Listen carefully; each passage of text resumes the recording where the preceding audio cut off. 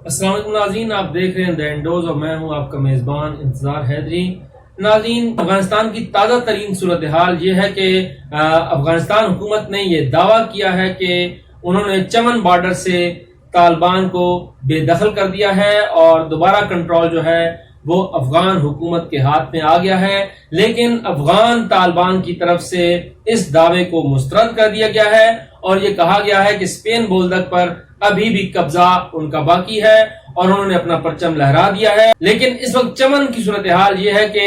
پاکستان اور افغان طالبان کے درمیان وہاں پر مذاکرات ہوئے ہیں، کیونکہ گزشتہ روز بہت سے افراد جو ہیں وہ افغانستان سے پاکستان آنا چاہتے تھے اور ایک بڑی تعداد وہاں پر اکٹھی ہو گئی تھی، اور جب انہوں نے وہاں پر مسلسل احتجاج شروع کیا تو ان پر آنسو گیس کے شیل بھی فائر کیے گئے اور انہیں منتشر کرنے کی کوشش کی گئی۔ اس کے بعد بارڈر سیکیورٹی فورسز اور افغان طالبان کے درمیان مذاکرات ہوئے اور مذاکرات کے نتیجے میں یہ طے پایا کہ جو پاکستانی اس وقت افغانستان کی طرف موجود ہیں انہیں پاکستان آنے دیا جائے گا، اور جو افغانی اس وقت پاکستان میں موجود ہیں اور وہ افغانستان جانا چاہتے ہیں تو چمن کے راستے انہیں افغانستان بھجوایا جائے گا، لیکن یہ سفر پیدل طے کیا جائے گا، کسی گاڑی کو آنے کی اجازت نہیں ہوگی، نہ ہی یہاں سے کسی گاڑی کو جانے کی اجازت دی جائے گی۔ اس کے ساتھ ساتھ دوسرا جو بڑا معاملہ ہے وہ ہے، جیسے ہم نے گزشتہ روز آپ سے کہا تھا کہ وزیر اعظم عمران خان اہم ترین دورے پر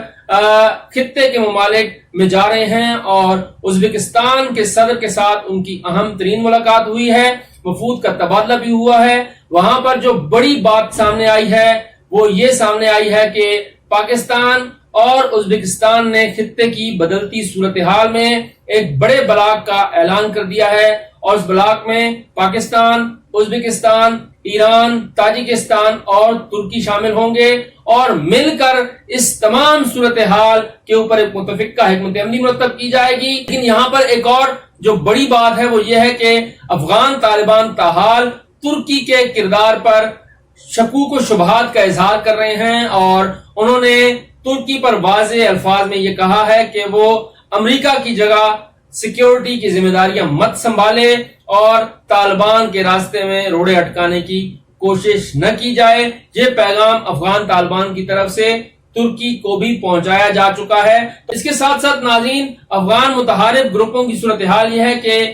گلبدین حکمت یار جو کہ حزب اسلامی کے رہنما ہیں، ان کی طرف سے یہ سٹیٹمنٹ بھی اب سامنے آیا ہے کہ انہیں افغان حکومت کی طرف سے یہ آفر کی گئی کہ اگر آپ افغان حکومت کا ساتھ دیں اور طالبان کے خلاف لڑائی لڑیں تو ہم آپ کا ساتھ دینے کے لیے تیار ہیں اور آپ کو بھرپور طور پر معاونت بھی فراہم کریں گے۔ لیکن گلبدین حکمت یار کی طرف سے یہ کہا گیا ہے کہ ہم افغانستان میں امن کے خواہاں ہیں اور طالبان کے ساتھ ہم کسی قسم کی لڑائی نہیں لڑنا چاہتے، لیکن دیکھنا چاہتے ہیں کہ طالبان کا لاہے عمل کیا ہوگا۔ برطانیہ کی طرف سے یہ کہا گیا ہے کہ اگر طالبان حکومت قائم کرتے ہیں تو بین الاقوامی قوانین کی پاسداری کی تو برطانیہ کی حکومت جو ہے وہ طالبان کی حکومت کو تسلیم کر لے گی، لیکن اگر خلاف ورزی ہوئی تو اس کے بعد پھر برطانیہ اپنا آئندہ کا لاہے عمل دے گی۔ طالبان ترجمان کی طرف سے یہ کہا گیا ہے کہ افغان عوام کو پریشان ہونے کی ضرورت نہیں ہے۔ ان کی طرف سے یہ بھی کہا گیا ہے کہ انسانی حقوق کے معاملات پر ہم بیٹھ کر بات کرنے کو بھی تیار ہیں اور انسانی حقوق کی پاسداری بھی کی جائے گی۔ اس کے ساتھ ساتھ انہوں نے یہ بھی کہا ہے کہ تمام قومیتوں کو اور تمام مکاتب فکر کے لوگوں کو پریشان ہونے کی ضرورت نہیں ہے۔ ہم خطے میں اور خصوصاً افغانستان میں امن چاہتے ہیں اور اسی امن کی خاطر 20 سال ہم نے جدوجہد کی ہے، اس لیے افغان گروپوں کو یا افغان قومیتوں کو پریشان ہونے کی ضرورت نہیں ہے۔ ہم قیام امن کے لیے تمام تر کاوشیں بروئے کار لائیں گے، اور اس کے ساتھ ساتھ انہوں نے بین الاقوامی برادری کو یہ بھی یقین دہانی کروائی ہے کہ ان کی طرف سے کسی قسم کی انسانی حقوق کی خلاف ورزی نہیں کی جائے گی اور بین الاقوامی قوانین کی پاسداری کی جائے گی۔ البتہ ابھی تک طالبان اپنی امارات اسلامی کے موقف پر قائم ہیں اور ان کی طرف سے یہ کہا گیا ہے کہ ہم افغانستان کی سیاسی حکومت کو تسلیم نہیں کرتے، ہم اپنی حکومت قائم کریں گے اور اپنی حکومت میں نئے اصول جو ہیں وہ رائج کیے جائیں گے۔ اس تمام صورتحال پر اب جو سنجیدہ حلقے ہیں وہ غور کر رہے ہیں کہ طالبان کی حکمت عملی برسر اقتدار آنے کے بعد کیا ہوگی۔ آیا وہ طالبان 90s کی دہائی والے طالبان ہوں گے یا پھر ان کے اندر کوئی تبدیلی بھی آئی ہے؟ کچھ ذرائع یہ کہتے ہیں اور کچھ تجزیہ کاروں کا بھی یہ کہنا ہے کہ اب طالبان میں کافی تبدیلی آ چکی ہے۔ طالبان جو کہ ایک سخت گیر موقف رکھتے تھے، اب ان کے موقف میں لچک آ چکی ہے۔ 20 سال میں انہوں نے بہت سی چیزیں سیکھ لی ہیں اور امید ہے کہ اب وہ بین الاقوامی برادری کو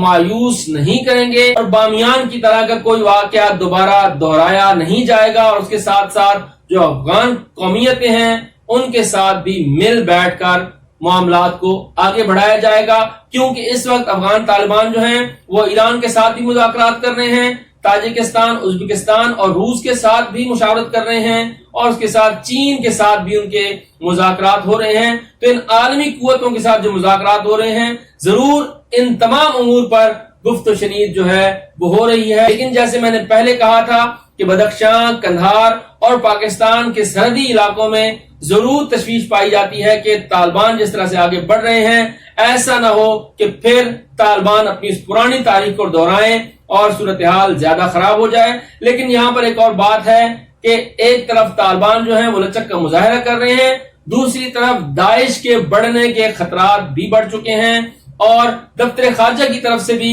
جو بریفنگ دی گئی ہے اس میں یہ کہا گیا ہے کہ سیکیورٹی کا جو خلا ہے یہ پاکستان کے خلاف جا سکتا ہے اور دہشت گرد کارروائیاں بڑھ سکتی ہیں۔ تمام تر اہم اقدامات جو ہیں وہ اٹھا رہا ہے اور ملکی سلامتی پر کوئی آنچ نہیں آنے دی جائے گی۔ ہم اپنی سرزمین کسی ملک کے خلاف استعمال ہونے کی اجازت نہیں دیں گے، لیکن کسی ملک کی سرزمین کو پاکستان کے خلاف استعمال کرنے کی اجازت بھی نہیں دی جائے گی، اور پاکستان اپنے دفاع کا حق محفوظ رکھتا ہے۔ تو اس ساری صورتحال پر پاکستان، ایران، تاجکستان، ازبکستان، ترکی اور روس اور چین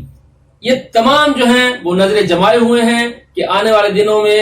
کیا ڈیولپمنٹ ہوتی ہے اور داعش کے اس خطرے سے کس طرح سے نمٹا جاتا ہے۔ ایک متفقہ ایک مدنی مرتب کرنے کی ضرورت ہے۔ اسی حوالے سے پاکستان نے ایک اہم انیشیٹو لیا ہے اور 2 روزہ افغان کانفرنس کے انعقاد کا فیصلہ کیا گیا ہے، اور اہم افغان رہنماؤں کو اس میں شرکت کی دعوت بھی دی گئی ہے۔ اس کی میزبانی وزیر اعظم عمران خان کریں گے، اور خطے کے اہم ممالک کے نمائندگان بھی اس اہم ترین کانفرنس میں شریک ہوں گے، کیونکہ یہ خطے کے حوالے سے انتہائی اہمیت کی حامل کانفرنس ہوگی جس کی میزبانی پاکستان کر رہا ہے۔ اسی سلسلے میں جیسے میں نے پہلے کہا تھا کہ ایرانی صدر کے ساتھ وزیر اعظم نے رابطہ کیا تھا، ازبکستان کا دورہ وزیر اعظم کر رہے ہیں، اس کے ساتھ ساتھ وزیر خارجہ جو ہیں وہ تاجکستان کے وزیر خارجہ کے ساتھ بات کر چکے ہیں، روس کے ساتھ بھی بات کی جا چکی ہے، اور چین کے ساتھ بھی مسلسل اس صورتحال میں رابطہ کیا جا رہا ہے۔ ترکی اور پاکستان کی وزارت خارجہ کے درمیان بھی اس اہم ترین معاملے پر مشاورت ہو رہی ہے۔ تو 18 اور 19 جولائی کی جو 2 روزہ کانفرنس ہوگی یہ انتہائی اہمیت کی حامل ہوگی، لیکن یہاں پر ایک مرتبہ پھر یہ کہتا چلوں کہ پاکستان کی سیاسی صورتحال انتہائی خراب ہے۔ ایک دوسرے پر الزام تراشیاں ابھی بھی جاری ہیں۔ ایک طرف خطے کے بدلتے تناظر میں پاکستان میں